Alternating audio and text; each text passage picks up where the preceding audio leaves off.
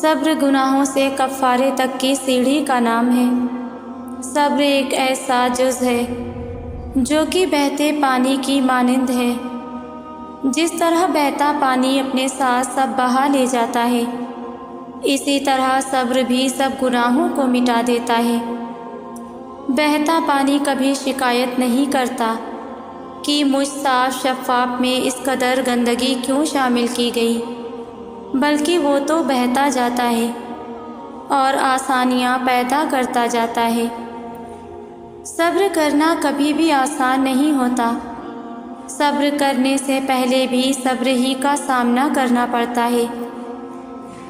صبر کیا ہے یہ اپنی ماں سے پوچھنا، شاید بعض کو پتہ ہو، پر مائیں چھپانے کا ہنر خوب جانتی ہیں۔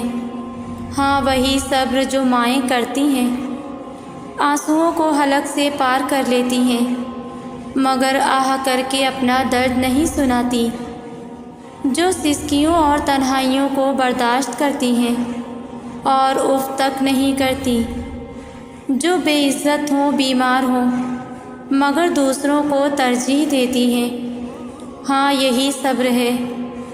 جانتے ہو اللہ پاک صبر کرنے والوں کے ساتھ ہوتے ہیں۔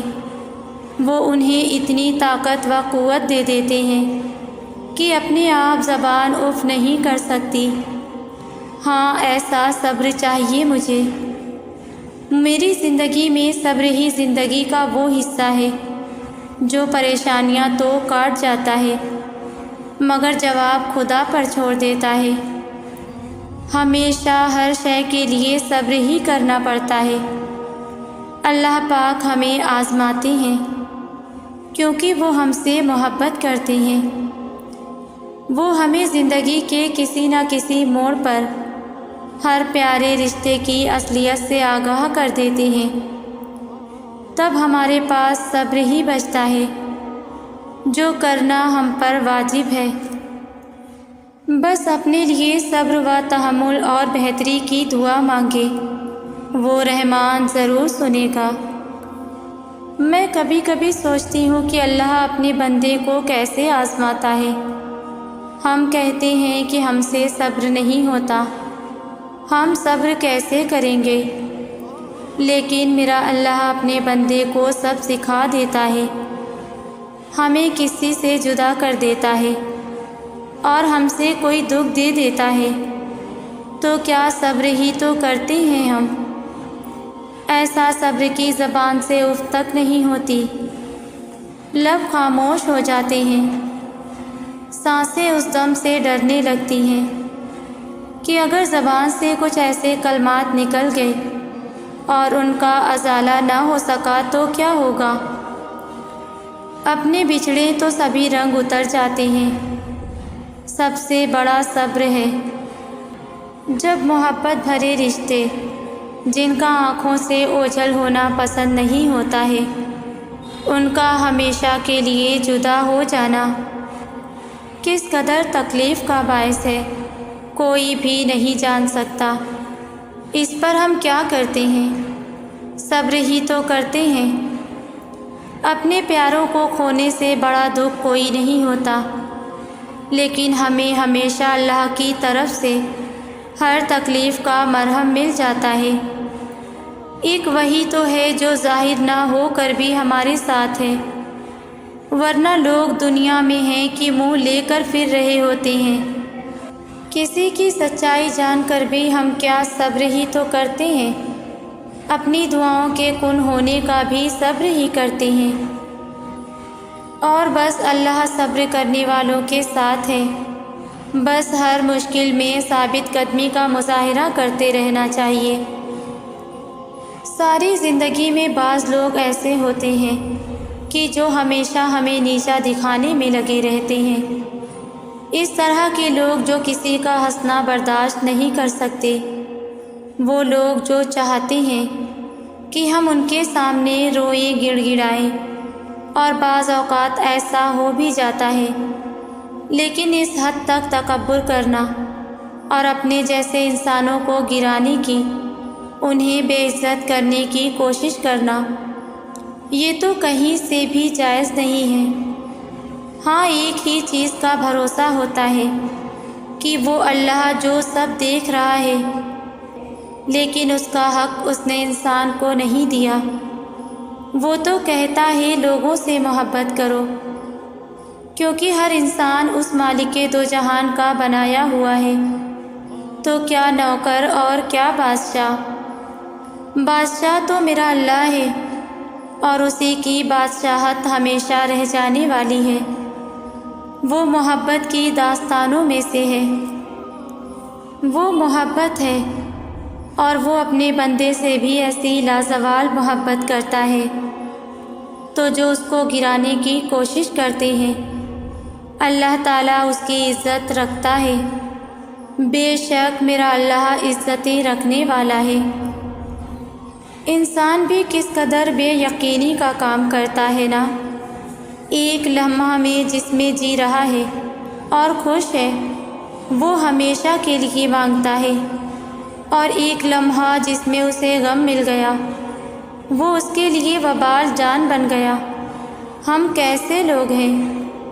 کبھی خود کو دیکھو گے تو عجیب لہر جسم میں دوڑ جاتی ہے۔ ہم لوگ ہیں کیا؟ یعنی ہم دعوے کرتے ہیں کہ ہم اللہ کو مانتے ہیں، حضرت محمد صلی اللہ علیہ وسلم ہمارے آخری نبی ہیں، بے شک سب ایسا ہی ہے، مگر صرف اور صرف ایک لمحے کے لیے اپنے ضمیر کو جگا لیں۔ کبھی ہم نے ان کے راستے پر چلنے کی کوشش کی، ہمارے سارے دعوے زبانی ہوتے ہیں، کبھی کوشش بھی کریں تو ویسے ہی ناکام ہو جاتے ہیں اور کوشش چھوڑ دیتے ہیں۔ کیا ہمیں ایسا کرنا زیب دیتا ہے؟ ہمارے عقائد میں سے ایک عقیدہ آخرت پر ایمان لانا ہے، لیکن مرنے سے ڈرتے ہیں۔ جنت ہم سب کو چاہیے، مگر ہم مرنا نہیں چاہتے۔ کیا یہ مومنین کے کام ہیں؟ ہم انسان اللہ کی محبت کو کبھی نہیں سمجھ سکتے، کیونکہ اللہ تعالیٰ وہ جانتے ہیں جو ہم انسان جان نہیں سکتے، اور جاننا تو کیا سوچ بھی نہیں سکتے۔ وہ ہمارے لیے مصلحتیں کرتا ہے، وہ ہمیں پریشانی میں مبتلا کر کے بھی بڑے نقصان سے بچا لیتا ہے۔ سب سے بڑھ کر یہ کہ وہ دلوں کے راز جانتا ہے۔ ہم میں شاید ہی کوئی ہو جو اپنے اندر سے مکمل حسد، بغض و کینہ کو ختم کر سکتا ہے۔ بے شک ہم انسان ہیں، ہم سے بہت سی غلطیاں بلکہ بہت سے گناہ سرزد ہوتے ہیں۔ ہم روزانہ انگنت گناہ کرتے ہیں، مگر میرا رب اپنی نعمتوں میں کمی نہیں کرتا، وہ کبھی ہم سے اپنی نعمتیں نہیں چھینتا، وہ تو بس محبت کرتا ہے۔ جب ہم دنیا میں کسی سے محبت کرتے ہیں تو ہم چاہتے ہیں کہ جس سے ہم محبت کرتے ہیں اس کو کبھی کوئی دکھ نہ پہنچے، وہ سکون میں رہے، وہ ہمیں اپنی پریشانیاں بتائے تاکہ ہم اس کی مدد کر سکیں۔ یہ ہم انسانوں کی محبت ہے۔ پھر سوچو اللہ کی محبت کا تو احساس ہی کتنا پیارا ہے۔ اس کے لیے اس کے سبھی بندے پیارے ہیں، وہ کبھی کسی کو نقصان نہیں پہنچا سکتا۔ ہاں وہ کن میں تاخیر کر دیتا ہے، مگر اس میں بھی خیر چھپی ہوتی ہے۔ ہمیں اپنے معاملات اللہ کے سپرد کر دینے چاہیے، اور پتہ ہے ہم صرف زبان سے ہی یہ اقرار کرتے ہیں، دل میں کہیں نہ کہیں وسوسے جگا لیتے ہیں، ان سے گریز کرنا چاہیے۔ اللہ تعالیٰ اپنے بندوں سے محبت کرتا ہے، اس میں کوئی بھی شبہ نہیں ہے۔ اللہ پاک اپنے بندوں کی آزمائش لیتے ہیں، اور پھر جب اللہ کی راہ میں ثابت قدم رہنا ہو تو آزمائشوں میں پورا اترنا پڑتا ہے اور اپنی منچاہی چیز قربان کرنی پڑتی ہے۔ اللہ پاک کو کبھی نہیں بھولنا چاہیے۔ جانتے ہو اس فانی دنیا میں کس کا ساتھ ہمیشہ تک نہیں ہوتا؟ ہاں صرف اس قادر و متعلق اللہ کے علاوہ کوئی نہیں ہوتا۔ مجھے دلوں میں نور بھر دینے والی اللہ کی طرف ہی لوٹ کر جانا ہے۔ محبت تو بہت پاکیزہ ہوتی ہے، محبت قربانی بھی مانگتی ہے۔ سمجھو اگر تم نے اپنی محبت قربان کر دی، اس پہ ملامت نہ کرنا، اس پہ خوشی تو منا نہیں سکتے، اس پہ دکھ کا اظہار بھی نہ کرنا، کیونکہ تمہیں تمہاری دنیاوی محبت قربان کر کے اللہ کی دائمی محبت ملتی ہے۔ دنیا میں محبت نہ بھی ملی تو کیا، آخرت تو ہے نا۔ وہ میرا رب سانسوں میں اٹکے درد سے، دلوں کی چیر جانے کے خوف سے، آنکھوں سے اوجھل ہوتی محبت سے سب سے واقف ہے میرا اللہ۔ ہمیشہ صبر اور دعا سے مدد مانگنی ہے۔ حضرت ابراہیم علیہ السلام کو جب آگ میں ڈالا گیا تو انہوں نے اپنے اندر ایمان کو تازہ رکھا، صبر کیا اور اللہ سے دعا کی۔ اللہ نے ان کے لیے آگ کو ٹھنڈا کر دیا۔ اللہ کے رسول صلی اللہ علیہ وسلم پر طائف میں ظلم و ستم ڈھائے گئے۔ اللہ کے رسول صلی اللہ علیہ وسلم نے ان کے لیے دعا کی اور صبر کیا۔ انسان کی زندگی میں کبھی بھی ایک سے حالات نہیں رہتے۔ اسے جہاں خوشیوں سے نوازا جاتا ہے، وہاں اسے غموں سے بھی نپٹنا پڑتا ہے۔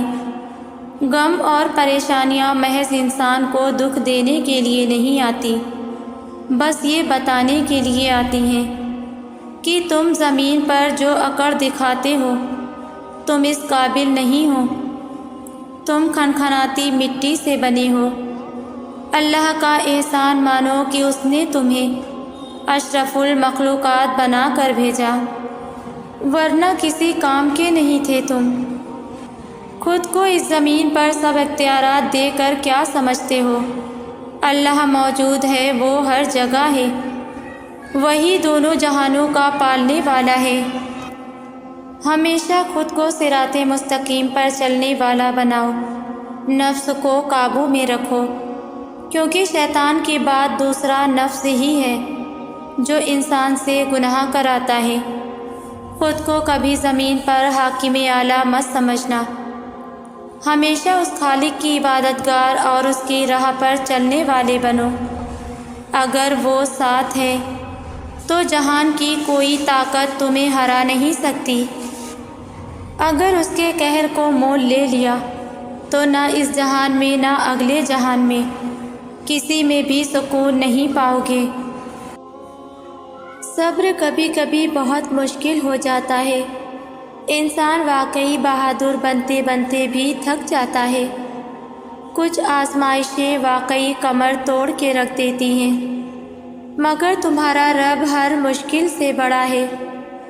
تم بس ایک بات سے ہمت رکھو کہ شاید تم تو بھول جاؤ، مگر وہ رب تمہارے صبر کے وہ لمحات، وہ روتی ہوئی آنکھیں، وہ کپکپاتے ہوئے ہونٹ، وہ سجدوں میں جھکنے والا سر، اور وہ صرف اس کو راضی کرنے کی تڑپ میں رہنے والا دل، وہ کچھ بھی نہیں بھولے گا۔ تمہیں ہر عمل کا اجر وہ اتنا دے گا کہ تم شکر کے سجدے کرتے رہ جاؤ گے۔ اگر آپ کچھ پانا چاہتے ہو اور آپ اس کی طلب تو کر رہے ہو مگر دعا نہیں، تو بتاؤ کیا آپ ڈیزرو کرتے ہو کہ وہ چیز آپ کو مل جائے؟ دعا سب سے بڑا سورس ہے اللہ سے تعلق کا، اور واحد دعا ہی ہے جو آپ کی تقدیر بدل سکتی ہے۔ تو جب دعا ہی واحد سہارا ہے تو کیوں نہیں کرتے تم دعا؟ آخر کیا تمہیں دعا کی طاقت پر شک ہے یا اپنے رب کی عطا پر کوئی سوال ہے؟ اگر آج تم دعا نہیں کر رہے تو کل وقت گزر جانے کے بعد تم یہ بھی نہیں کہہ سکتے کہ اللہ نے میری دعا نہیں سنی۔ تم نے سچے دل سے مانگا ہی کب ہے؟ ابھی بھی موقع ہے، کر لو دعا، وہ رب قبول کر لے گا، یقین رکھنا بس تم۔ حضرت یعقوب علیہ السلام کا کبھی منظر تصور کیا ہے؟ جب حضرت یوسف علیہ السلام کو دیکھا ہوگا تو کیسا محسوس کیا ہوگا؟ جب دعا کو پورا ہوتے دیکھا ہوگا، جب اللہ کے وعدے کو پورا ہوتے دیکھا ہوگا۔